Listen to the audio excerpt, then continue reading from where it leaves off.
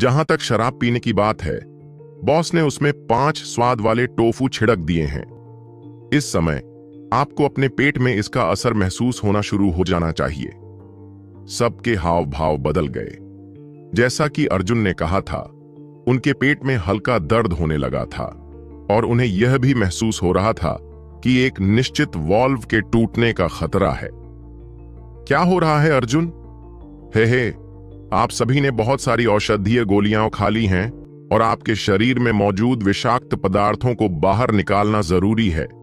अन्यथा अगर विष आपकी आत्माओं तक पहुंच गया तो इसे निकालना असंभव हो जाएगा। इसीलिए बॉस आप सभी को डिटॉक्स से गुजरने में मदद कर रहे हैं, अर्जुन ने एक भयावह हंसी के साथ समझाया। तुम 5 बहनों को जल्दी से यहां से चले जाना चाहिए। अगर तुम्हें जल्दी ही शौचालय नहीं मिला तो बहुत देर हो जाएगी। माधव और बाकी लोग शर्मा गए और जल्दी से भाग गए। उन्हें पहले से ही आभास हो गया था कि यह होने वाला है। अरे, तुम लोग जल्दी मत जाओ, तुम्हें अभी भी कुछ काम करना है। जब 5 महिलाएं चली गईं, तो बाकी महिलाओं को भी कुछ होने का एहसास हुआ और वे वहां से भाग जाना चाहती थीं। अन्यथा शायद बहुत देर हो चुकी होती। सुरक्षा भंग होने का खतरा बढ़ रहा था। चैम्बर पॉट पहले से ही सबके लिए तैयार कर दिया गया है। एक धमाके के साथ 30 मीटर लंबा और 15 मीटर ऊंचा एक बड़ा बैरल सबके सामने आ गया। यह चैम्बर पॉट एक स्विमिंग पूल की तरह था। यह पूरी तरह से स्टील से बना था और ऐसा लग रहा था जैसे इसे अभी अभी बनाया गया हो। पहले आपका मिशन सारा खाना खाना था। अब आपका मिशन गोबर के तालाब को भरने के लिए मिलकर काम करना है। ऐसा कहने के बाद अर्जुन की अभिव्यक्ति अचानक बदल गई और उसने जल्दी से अपनी पैंट उतार दी और अपने कठिन मिशन में लग गया। बॉस, क्या आप इस बारे में निश्चित हैं? क्या आपको नहीं लगता कि यह थोड़ा ज्यादा क्रूर है? ऐसी बकवास मत करो। अगर हम ऐसे ही चलते रहे तो हमें मौत के घाट उतार दिया जाएगा। हमारा समय ही हमारा जीवन है और अपना समय बर्बाद करना हमें मारने के बराबर है। इस बार हमें एक बड़ा कदम उठाना चाहिए, इसीलिए चुप रहो और खुदाई करते रहो। राघव और अर्जुन भूमिगत थे, फावड़े चला रहे थे और पूरी ताकत से सुरंग खोद रहे थे, लेकिन उन्हें यह सुनिश्चित करना था कि शोर कम से कम हो। बॉस, यह थोड़ा दुष्टतापूर्ण है। आप इसे दिन के बीच में क्यों करना चाहते हैं? अर्जुन ने खुदाई करते हुए पूछा। क्या तुम अभी भी बकवास नहीं कर रहे हो? क्या तुमने एक कहावत नहीं सुनी है, जो लोग बुरे काम करते हैं उन्हें देर सबेर पकड़ लिया जाता है? इसलिए मैंने दिन में बस यही करने का फैसला किया। उन बेकार विवरणों से परेशान मत हो। क्या तुम्हें एहसास नहीं है कि सूरज कुछ करने की योजना बना रहा है? निश्चित रूप से एक कारण है कि उसने घोषणा की कि आज कोई ड्रिलिंग नहीं होगी। क्या तुमने वह सब तैयार कर लिया है जो मैंने तुमसे करने को कहा था? यह बहुत महत्वपूर्ण है, राघव ने गंभीरता से पूछा। चिंता मत करो मालिक, मैंने कब आपको निराश किया है। सारा माल तैयार है। हालांकि यह पूरा भरा नहीं है, पर लगभग तैयार है। यह निश्चित रूप से किसी व्यक्ति को डुबो सकता है। बॉस, इस बार आप वास्तव में ठग थे। 300 से अधिक लोगों के विष, छलकता तरल पदार्थ, वह गंध, अर्जुन को लगभग उल्टी आ गई। उफ, इतना वर्णन मत करो। क्या तुम मुझे घृणा करने की कोशिश कर रहे हो? लगता है तुम्हें कुछ और सालों तक प्रशिक्षण की जरूरत होगी। राघव ने अपनी आंखें घुमाई। वह सिर्फ इतना जानता था कि अर्जुन को कुछ गलत महसूस हुआ था और वह उससे घृणा करके उसे संतुलित करना चाहता था। आखिरकार राघव ने साजिश रची थी, लेकिन अर्जुन ने ही इसे अंजाम दिया था। अपने भाइयों को अपनी भावनाओं को दिखाने के लिए उसके पास खुद को एक प्रदर्शन के रूप में इस्तेमाल करने के अलावा कोई विकल्प नहीं था। यह जानते हुए भी कि शराब में कुछ था, उसने फिर भी इसे पी लिया। लेकिन बॉस, इस डिटॉक्स के बाद मुझे ऐसा लग रहा है कि मेरा दिमाग बहुत साफ है, जैसे मैं पूरी तरह से बदल गया हूं, अर्जुन ने कहा। निस्संदेह, क्योंकि साधक बहुत अधिक औषधीय गोलियां खाते हैं, इसीलिए उनके शरीर में बड़ी मात्रा में गोलियों के विष जमा हो जाते हैं। यह हमारे लिए और भी बड़ी समस्या है, क्योंकि हम उन अन्य प्रतिभाशाली लोगों की तुलना में अधिक विनम्र मूल से आते हैं। हम जो औषधीय गोलियां उपयोग करते हैं वे निम्न गुणवत्ता की होती हैं, जिससे गोलियों के विष की सांद्रता बढ़ जाती है। हमने गोलियों के विष की जो मात्रा जमा की थी वह बहुत अधिक थी, और यदि हम अभी भी इसे बाहर नहीं निकालते तो यह हमारी हड्डियों में समा जाती और फिर हमारी आत्माओं को संक्रमित कर देती, जिससे इसे निकालना पूरी तरह असंभव हो जाता, राघव ने कहा। इस दौरान वे जितनी जल्दी हो सके उतनी जल्दी औषधीय गोलियां उखा रहे थे। राघव ने देखा था कि उनके शरीर में गोलियों के विषाक्त पदार्थ खतरनाक स्तर तक बढ़ने लगे थे और उन्हें बाहर निकालने की जरूरत थी। उन दोनों ने 2 घंटे से ज्यादा खुदाई की और एक बड़ी गोलाकार गुफा बनाई।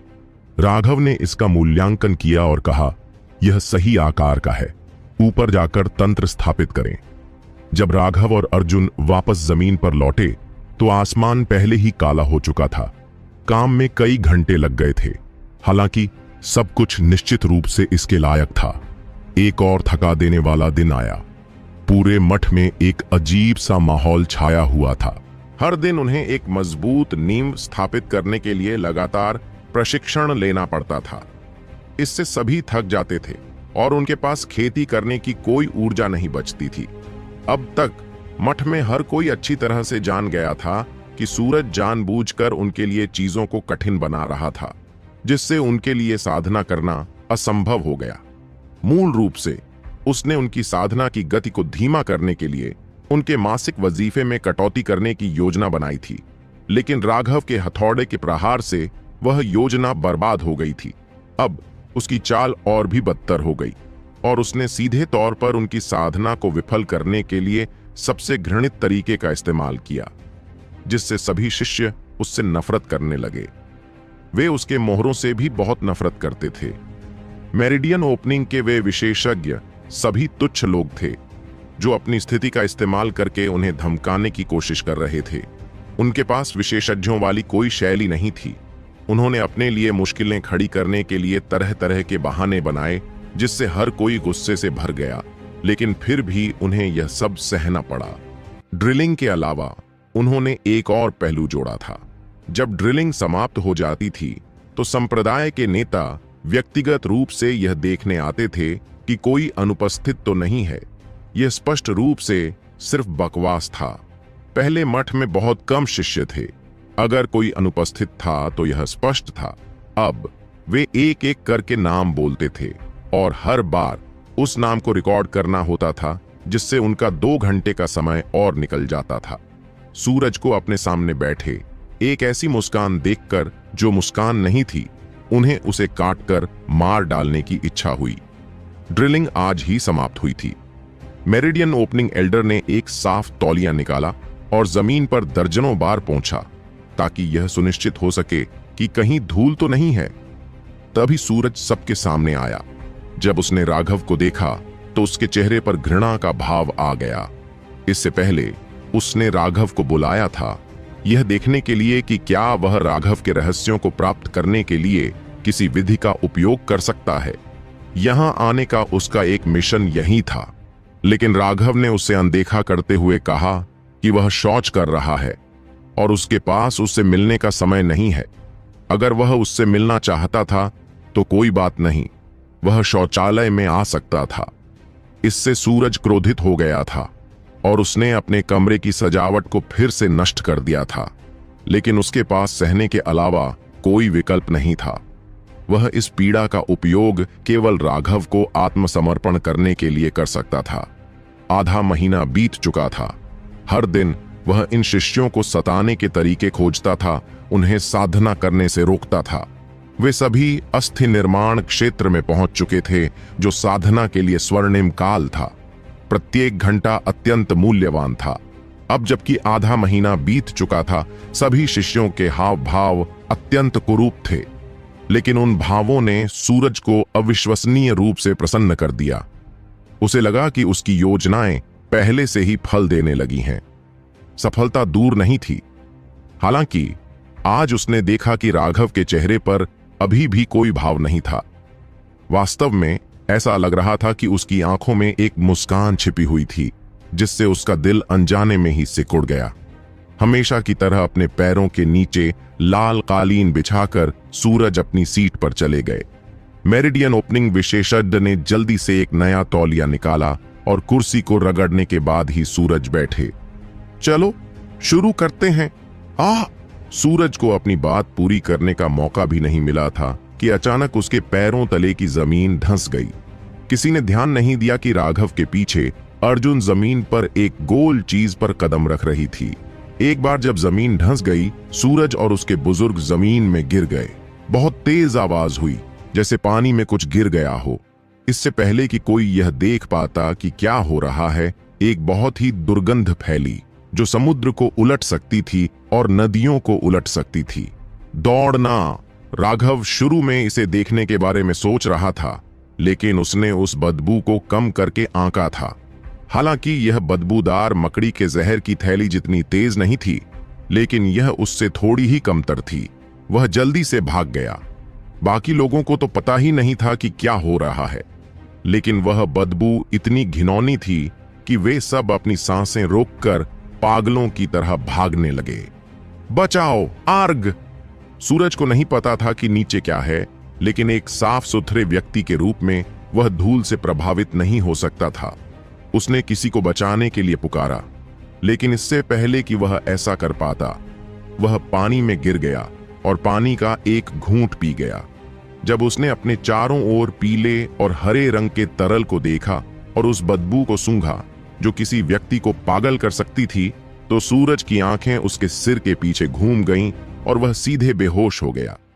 वह एक शियांटियन विशेषज्ञ हो सकता है, लेकिन उसके पास लड़ाई का कोई अनुभव नहीं था।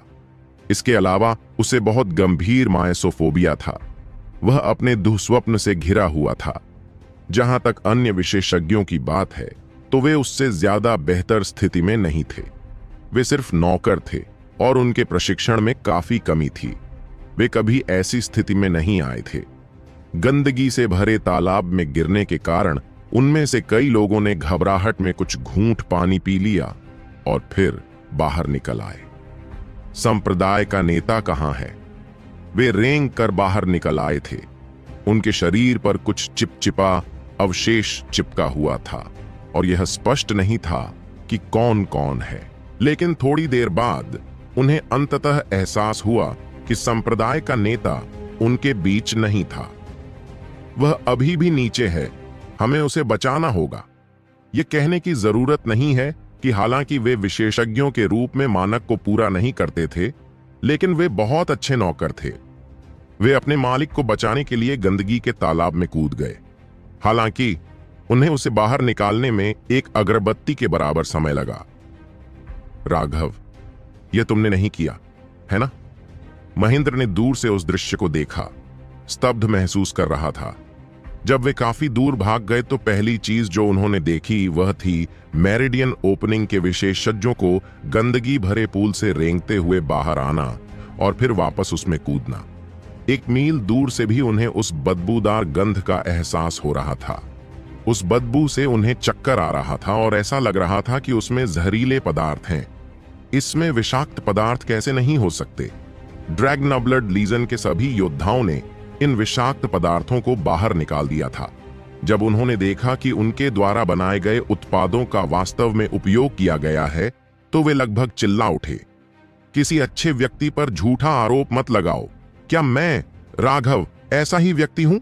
कौन जानता है, शायद यह कोई नई प्रशिक्षण पद्धति है जो उन्होंने ईजाद की है। राघव ने इसे स्वीकार न करने का फैसला किया। ऐसा नहीं था कि उसे महेंद्र पर भरोसा नहीं था, बल्कि मठ के सभी लोग यहां इकट्ठे हुए थे। कौन जानता था कि उसके खिलाफ कोई मुखबिरी करने वाला होगा। सुरक्षा अभी भी उसकी पहली प्राथमिकता होनी चाहिए। जब तक वह अंदर ही अंदर हंसता रहा, तब तक सब ठीक था। कभी कभी अंदर ही अंदर खुश होना एक बहुत ही अच्छा एहसास होता था। महेंद्र ने राघव को देखा और फिर सूरज को, जो अभी भी बेहोश था। मेरिडियन ओपनिंग्स की घबराहट को देखते हुए वह अंदर ही अंदर आहें भरने से खुद को नहीं रोक सका। वे किसी को भी निशाना बनाने का फैसला कर सकते थे, लेकिन उन्होंने राघव को निशाना बनाने का फैसला किया था। वे निश्चित रूप से मरना चाहते थे, खुद को बकवास से रंगना चाहते थे। राघव, यह मामला, महेंद्र ने चिंतित होकर कहा, क्या इस मामले का मुझसे कोई लेना देना है? हमने अभी अभी इस मठ को अपने नियंत्रण में लिया है और कौन जानता है कि यहाँ क्या तंत्र मौजूद है। अगर कोई समस्या है तो उन्हें पहले मठ के पुराने मालिकों को ढूंढना चाहिए, वे उनकी जांच कर सकते हैं। वैसे भी मुझे कुछ नहीं पता, राघव ने कहा। उसने बहुत पहले से ही इस रास्ते के बारे में सोच रखा था। हालांकि यह तंत्र उसने और अर्जुन ने मिलकर बनाया था, लेकिन जब तक वह कुछ भी स्वीकार करने से इनकार करता रहेगा तब तक कोई उसका क्या कर सकता है। सबूत कहां था? वे जा रहे हैं, कुछ लोग चिल्लाए। सभी ने जल्दी से देखा कि उनमें से कुछ लोग सूरज को उठाकर परिवहन संरचना की ओर भाग रहे हैं। राघव हंसा। अब हमें अंततः कुछ शांति मिल सकती है। जब सूरज और अन्य लोग ज्वांटियन सुपरमोन्स्ट्री के परिवहन गठन में दिखाई दिए तो गठन की रक्षा करने वाले सभी बुजुर्ग डर से कूद पड़े, यह सोचकर कि यह एक दुश्मन का हमला है। ऐसा इसलिए था क्योंकि जब वे दिखाई दिए तो एक भयानक बदबू ने उनके सिर पर हमला किया, जिससे उन्हें चक्कर आ गया।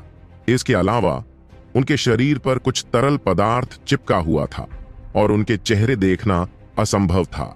1 दर्जन अपरिचित चेहरों को देखकर जो सभी मेरिडियन खोलने के विशेषज्ञ थे, वे बुजुर्ग घबरा गए और उन्होंने अलार्म सक्रिय कर दिया। पूरे सुपरमठ में अलार्म बज उठा और अनगिनत विशेषज्ञ वहां पहुंचे। सूरज अभी भी बेहोश था। जहां तक उसके चाटुकारों की बात है, वे केवल उसकी चापलूसी करना जानते थे। अब उन्हें कुछ समझ नहीं आ रहा था कि क्या करें। जब बुजुर्गों ने उनसे पूछा कि वे कौन हैं, तब उन्हें एहसास हुआ कि उन्हें अपना नाम बताना चाहिए और मठ के सहायक प्रमुख सूरज से मिलने की भीख मांगनी चाहिए। उन्होंने कहा कि उनके संप्रदाय के नेता गंभीर रूप से घायल हो गए हैं। वह व्यक्ति तुलनात्मक रूप से बुद्धिमान था और उसने पूरी कहानी नहीं बताई, क्योंकि ऐसा करना अत्यंत शर्मनाक होता। देवयानी जल्दी से आ गई।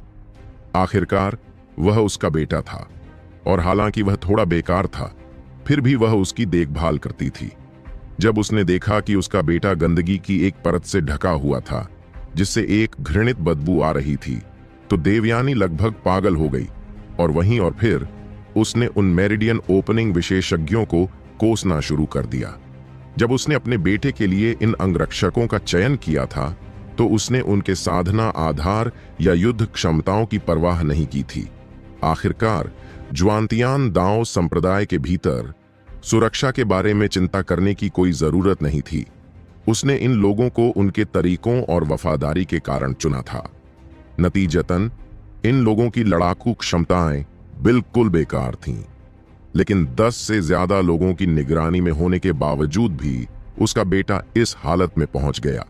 अगर वहां ज्यादा लोग नहीं होते तो वह तुरंत उन सभी को मार देती। क्या हुआ? देवयानी अपने बेटे को देखना चाहती थी, लेकिन उसके शरीर पर पीले हरे रंग का तरल पदार्थ चिपका देखकर उसे उल्टी आने लगी। अभी मत बताओ, जल्दी से नहा लो। ये देखकर कि उसका बेटा ठीक है और वह बस बेहोश हो गया था, उसे बहुत राहत मिली। उसने उन लोगों को जल्दी से नहा लेने को कहा, क्योंकि वे वाकई बहुत घिनौने थे। वे जल्दी से महामठ के पास एक तालाब पर भागे और नहाए। परिणाम स्वरूप कई मील के दायरे में सारा पानी अविश्वसनीय रूप से गंदा हो गया और पानी में मौजूद सभी मछलियां मरकर ऊपर तैरने लगीं। हालांकि उन्होंने खुद को तब तक रगड़ा जब तक उनकी त्वचा की पुरानी परत नहीं उतर गई, फिर भी वे उस बदबू को खत्म करने में असमर्थ थे। यहां तक कि उनकी त्वचा भी भूरे रंग में रंग गई थी, क्योंकि वे बहुत लंबे समय तक गंदे पूल में रहे थे। इसलिए उसमें मौजूद गोलियों के विष उनकी त्वचा में समा गए थे। जब तक वे अपनी पूरी त्वचा नहीं नोच लेते, तब तक उनका रंग कभी फीका नहीं पड़ता। इसके अलावा वह बदबू स्थायी होगी। अंत में वे महामठ में वापस लौट आए। उनकी त्वचा का रंग विचित्र हो गया था, जिसके कारण वहां उपस्थित शिष्य उन्हें अजीब नजरों से देखने लगे।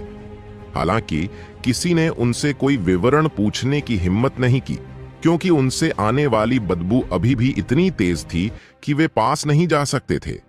वे केवल दूर से ही देखते रहे। जब निम्न श्रेणी के मठों के शिष्य अस्थि निर्माण क्षेत्र में आगे बढ़ते थे तो उन्हें उच्च मठों में भेज दिया जाता था, क्योंकि उनके अपने मठ में उन्हें आगे बढ़ाने की क्षमता नहीं थी। अंत में मठों के बीच संघर्ष को प्रतिभाओं के विकास को प्रभावित करने की अनुमति नहीं दी जा सकती थी, अन्यथा वे अपनी कब्र खुद खोद रहे होंगे। अगर वे ऐसा करते हैं तो सुपरमठ के शिष्यों की संख्या में गिरावट आएगी। इस प्रकार सूरज की हरकतों ने पूरे सुपरमठ में हलचल मचा दी थी। शिष्यों की तो बात ही छोड़िए, यहां तक कि बुजुर्ग भी यह देखने के लिए इंतजार कर रहे थे कि क्या होगा। तो इस समय ऐसे लोग थे जो पहले मठ की यात्रा पर गए, पूछा कि क्या हुआ था, और फिर यह घोषणा करते हुए लौट आए कि वे लोग एक गोबर के गड्ढे में गिर गए थे। इस समाचार से सुपरमठ में हलचल मच गई और वे सब समझ गए कि वे लोग ऐसे क्यों दिखते थे। शुरू में देवयानी इस मामले को निजी रखना चाहती थी और खुद ही गार्ड से पूछताछ करना चाहती थी, लेकिन अब पूरे सुपरमठ को इसके बारे में पता चल गया था, जिससे उसकी अभिव्यक्ति बेहद बदसूरत हो गई थी। वह जानती थी कि कुछ लोग जानबूझकर इस खबर को फैला रहे थे। बिना सोचे समझे ही उसे पता चल गया कि यह सब सरोजनी ने ही करवाया है। यही कारण था कि इस मामले ने इतना बड़ा हंगामा खड़ा कर दिया। जब उसने देखा कि शिष्य उसे अजीब नजरों से देख रहे हैं, तो वह इतनी क्रोधित हो गई कि वह उन्हें मार डालना चाहती थी। राघव, इस बार मैं तुम्हें जरूर मार डालूंगा। सूरज के अंगरक्षकों से पूरी कहानी जानने के बाद देवयानी की हत्या की मंशा बढ़ गई। वह जानती थी कि यह मामला निश्चित रूप से राघव द्वारा किया गया था। सूरज कई बार जागा, लेकिन हर बार जब वह उठता तो उसे बेतहाशा उल्टी होती और फिर वह फिर से बेहोश हो जाता। उसे बहुत ज्यादा माइसोफोबिया था और उसकी मां को यह बात पता थी। माइसोफोबिया से पीड़ित व्यक्ति भी गंदगी के पूल में गिरने को बर्दाश्त नहीं कर सकता। इसके अलावा सूरज ने इसके कुछ घूंट भी निगल लिए थे।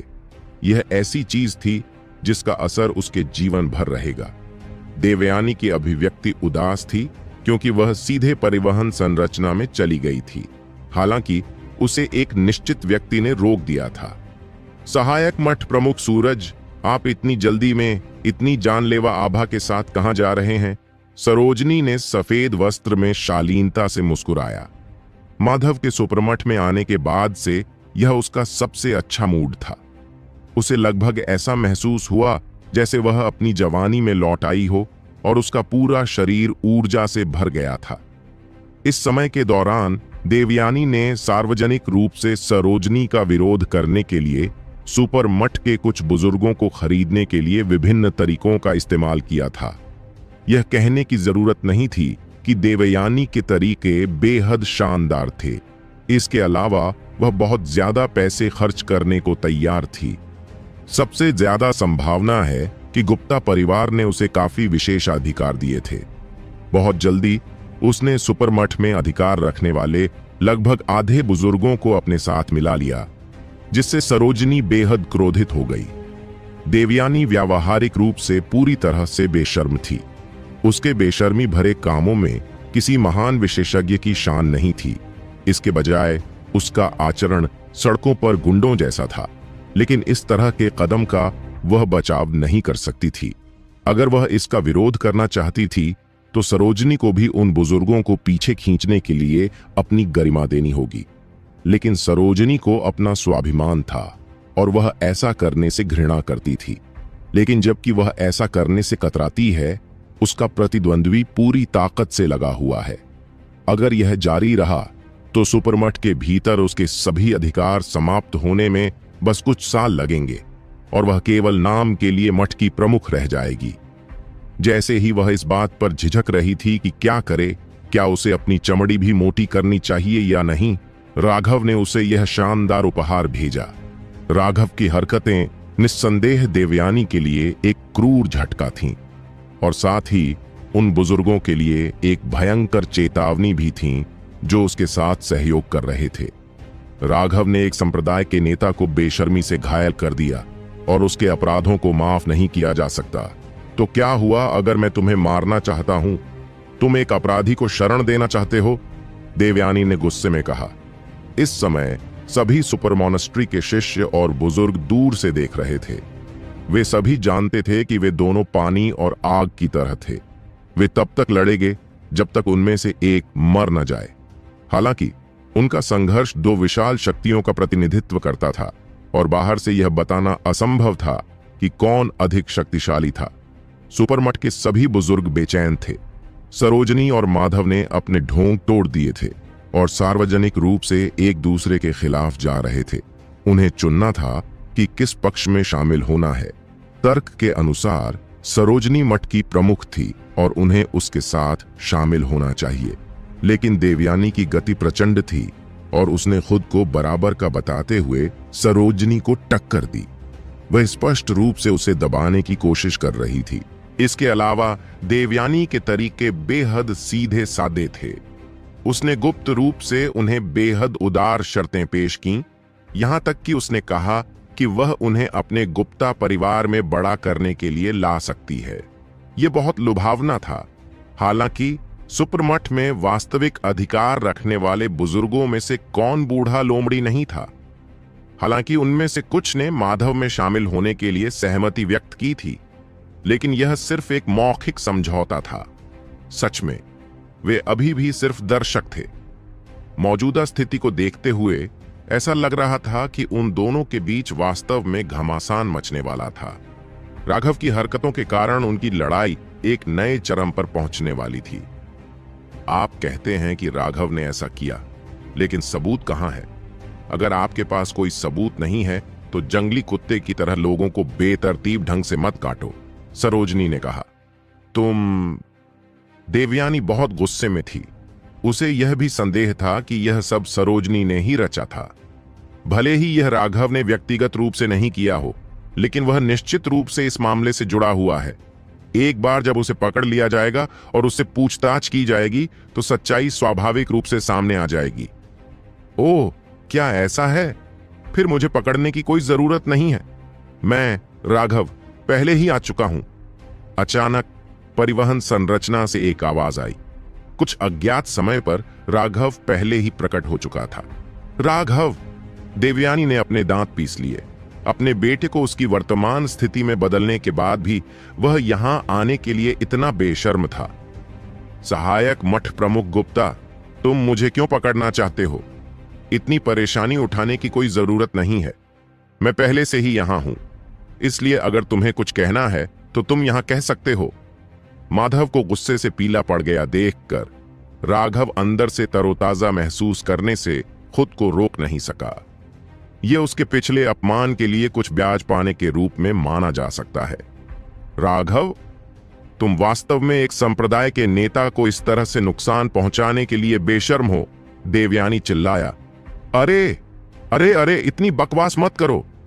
ऐसा नहीं है कि तुम ही बकवास के दलदल में गिरे थे, तो तुमने ऐसी बकवास करना कैसे सीखा? क्या तुमने मुझे व्यक्तिगत रूप से कुछ करते देखा है? क्या तुम एक अच्छे इंसान पर गलत आरोप नहीं लगा रहे हो? राघव ने बड़ी शिकायत के साथ कहा। जब राघव ने खुद को एक अच्छा इंसान कहा तो सरोजनी लगभग हंस पड़ा। अगर वह एक अच्छा इंसान था तो क्या इस दुनिया में कोई बुरा इंसान भी है? सरोजनी ने भी कभी नहीं सोचा था कि राघव इतना क्रूर होगा, एक महिला विरोधी व्यक्ति को गंदगी के तालाब में गिरा देगा। यह उसे मारने से भी बदतर था। लेकिन फिर यह सोचकर कि देवयानी ने शुरुआत में राघव पर कैसे हमला किया था, उसके मन में एक खास विचार आया। दुष्ट लोगों को दुष्ट लोगों द्वारा ही सबसे अच्छे तरीके से संभाला जाता है। तुम्हारी हिम्मत कैसे हुई बहस करने की? एक बार जब मैं तुम्हें पकड़ लूंगा तो देखूंगा कि क्या तुम फिर से झूठ बोलने की हिम्मत करोगे। देवयानी ने दहाड़ लगाई और एक शक्तिशाली आभा ने राघव को जगह पर जकड़ लिया। पूरी दुनिया मानो जम गई थी, जिसने सभी को चौंका दिया। वह बिजली की तरह आगे बढ़ी और अपनी बड़ी हथेली से राघव के गले पर निशाना साधा। राघव एक भयानक दबाव से जकड़ा हुआ था और हिलने में असमर्थ था, लेकिन वह उपहास उड़ा रहा था। उसके सामने एक आकृति प्रकट हुई और एक बर्फ सफेद हथेली देवयानी के चेहरे पर थपथपाई गई। एक कर्कश ध्वनि गूंजी।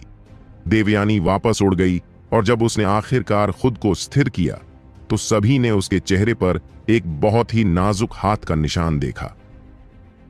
देवयानी, इतनी बेशर्मी मत करो। यह सुपर मठ है, तुम्हारा गुप्ता परिवार नहीं। तुम्हारे लिए बेहतर होगा कि तुम उन दोनों में अंतर करो, सरोजनी ने चेतावनी दी। देवयानी का चेहरा उदास हो गया। यह थप्पड़ वास्तव में सबसे बड़ा अपमान था। उसने अपनी तलवार निकाली और एक भयानक आभा हवा में भर गई। हर कोई चौंक कर चिल्लाने और जल्दी से पीछे हटने से खुद को नहीं रोक सका।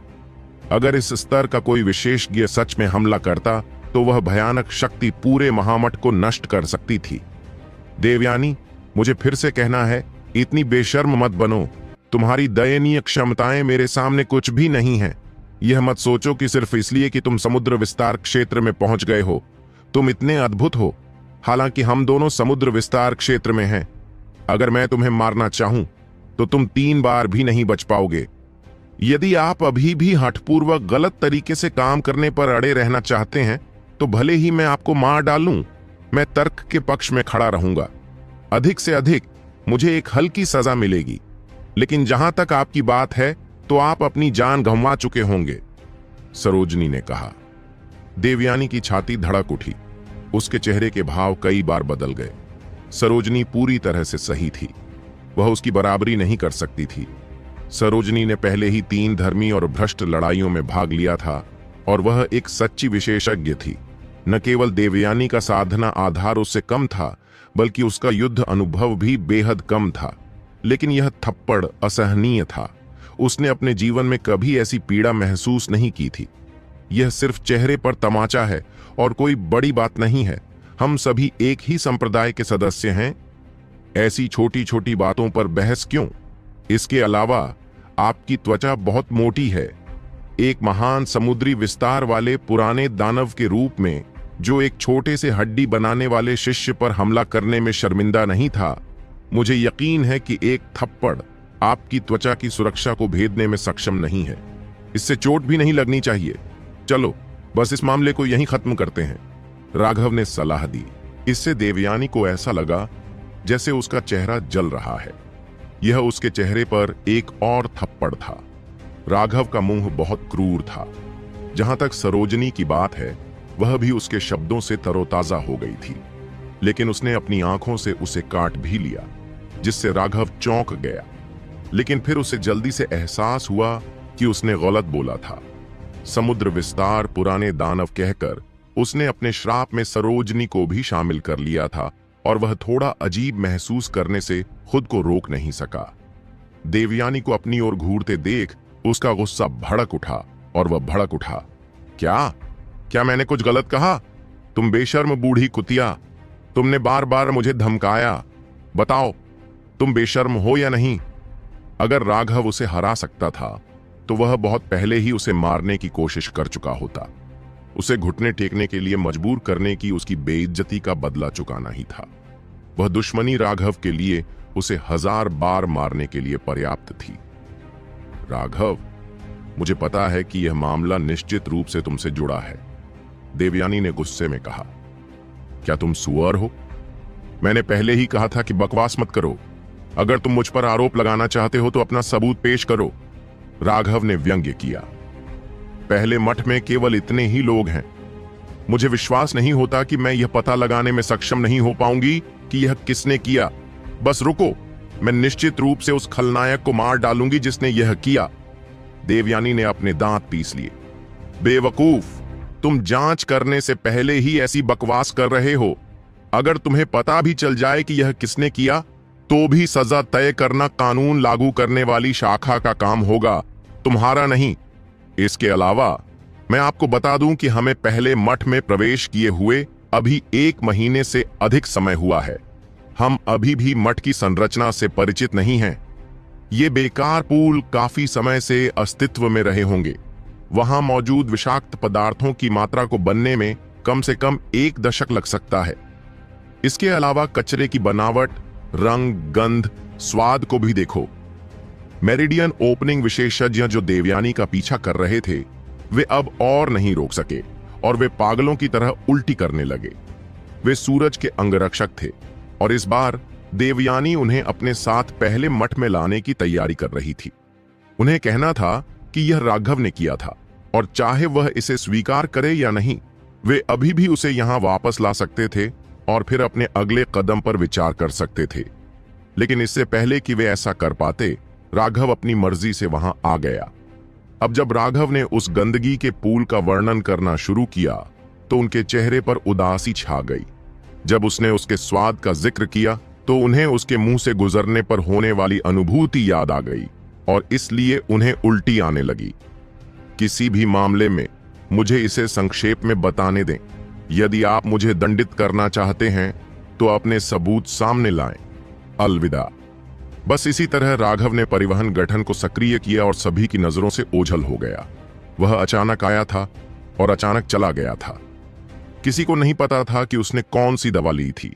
केवल सरोजनी को एहसास हुआ कि वह उसे यह बताने के लिए यहां आया था कि उसने कोई भी मौका नहीं छोड़ा है।